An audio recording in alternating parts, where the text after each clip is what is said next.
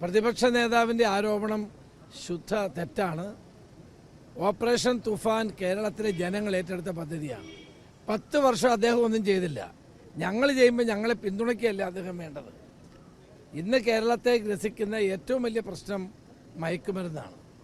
ആ മയക്കുമരുന്നിൻ്റെ നിന്ന് കേരളത്തെ മോചിപ്പിക്കാനാണ് ഓപ്പറേഷൻ തുഫാൻ.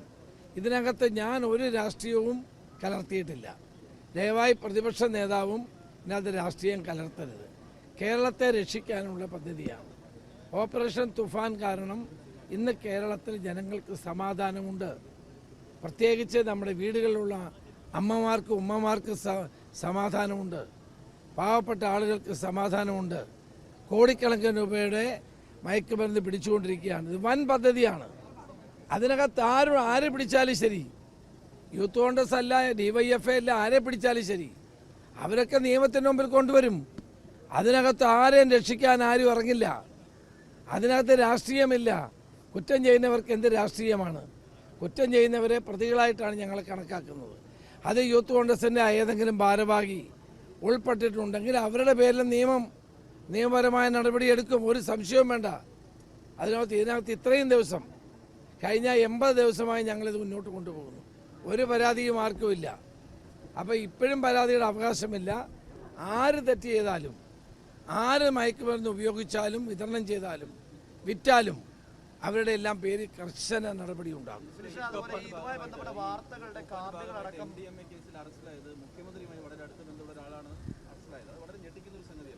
അല്ലാതെ ഞാൻ പറഞ്ഞല്ലോ, അത് ഞാനുമായി ബന്ധമുണ്ടെങ്കിലോ മുഖ്യമന്ത്രിയായിട്ട് ബന്ധമുണ്ടെങ്കിലോ അതൊന്നും ഇതിനകത്ത് വിഷയമല്ല.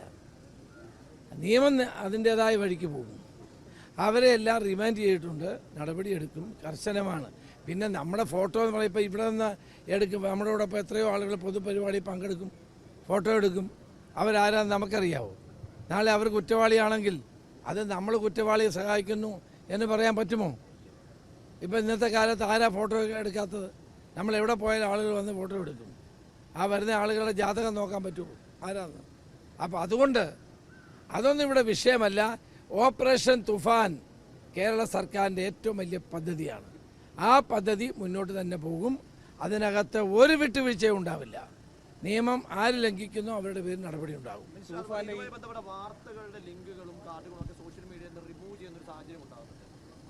അതെനിക്കറിയില്ല. പോലീസ് അങ്ങനെ ഒന്നും ചെയ്തിട്ടില്ല. ഈ തൂഫാൻ നോഡൽ ഓഫീസർ മാറ്റിയിട്ടുണ്ട്. പുട്ടവിമലാദിയെ മാറ്റിയെന്ന് പറയപ്പെടുന്നു. അത്തരം പുട്ടവിമലാദിത്യ 1 മാസത്തേക്ക് അവധി എടുത്തിട്ടുണ്ട്. അദ്ദേഹത്തിൻ്റെ ഗാർഹികമായ ചില കാര്യങ്ങൾ കൊണ്ട് അദ്ദേഹം എടുത്തിട്ട് ഇപ്പോൾ 1.5 ആഴ്ചയായി. അപ്പോൾ അതിന് പകരം ഒരാളിനെ വെക്കണമല്ലോ സ്വാഭാവികമായിട്ടും. 1.5 മാസക്കാലം അദ്ദേഹം ആന്ധ്രയിലേക്ക് പോയിരിക്കുകയാണ്. അദ്ദേഹത്തിൻ്റെ വീടുമായി ബന്ധപ്പെട്ട ഞാനത് എക്സ്പ്ലെയിൻ ചെയ്തില്ല, ചില പ്രശ്നങ്ങളുകൊണ്ട് അദ്ദേഹം പോയതാണ്. അപ്പോൾ അതിന് പകരം ഒരാളെ ചാർജ് ഏൽപ്പിച്ചതുള്ളൂ. അദ്ദേഹം മടങ്ങി വന്നാൽ അദ്ദേഹം തന്നെ തുടരും.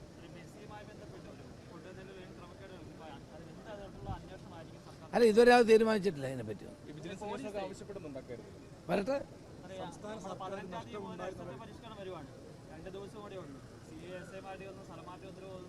എല്ലാം ആയിട്ടുണ്ട്. എല്ലാം ആയിക്കോളും. ഇന്ന് നാളെ കൊണ്ട് ആയിക്കോളും. ഓപ്പറേഷൻ തുഫാൻ അതുകൊണ്ട് നിങ്ങൾക്ക് ഒരു ആശങ്കയും വേണ്ട. പ്രതിപക്ഷ നേതാവ് ഇതിനെ പൂർണ്ണമായി പിന്തുണയ്ക്കുകയാണ് വേണ്ടത്. ഇത് നാടിനെ രക്ഷിക്കാനുള്ള പ്രവർത്തനമല്ലേ?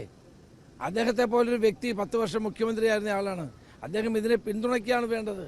ആരെങ്കിലും ഒരാളെ എവിടെങ്കിലും പാർട്ടി ബന്ധമുണ്ടെന്ന് കരുതി ആ പദ്ധതി മുഴുവൻ ഇല്ലാതാകുമോ? ഒരിക്കലുമില്ല. അങ്ങനെ ആരെങ്കിലും ഉണ്ടെങ്കിൽ അവന് നിയമം അനുസരിച്ചുള്ള നടപടി നേരിടേണ്ടി വരും. അവർക്കൊരു സംരക്ഷണവും കൊടുക്കില്ല. ഞാൻ ആദ്യമേ തന്നെ പറഞ്ഞു, ഇതിനകത്ത് ഏത് പാർട്ടിക്കാരാണെങ്കിലും അവരെല്ലാം ഒരുപോലെയാണ്. ഗവൺമെൻറ് മുമ്പിൽ ഒരുപോലെയാണ്. കുറ്റകൃത്യം ആര് ചെയ്താലും അവരുടെ പേരിൽ നടപടി ഉണ്ടാകും.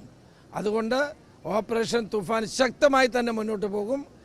ആര് തെറ്റ് ചെയ്താലും അവരുടെ പേരിൽ നടപടി ഉണ്ടാകും.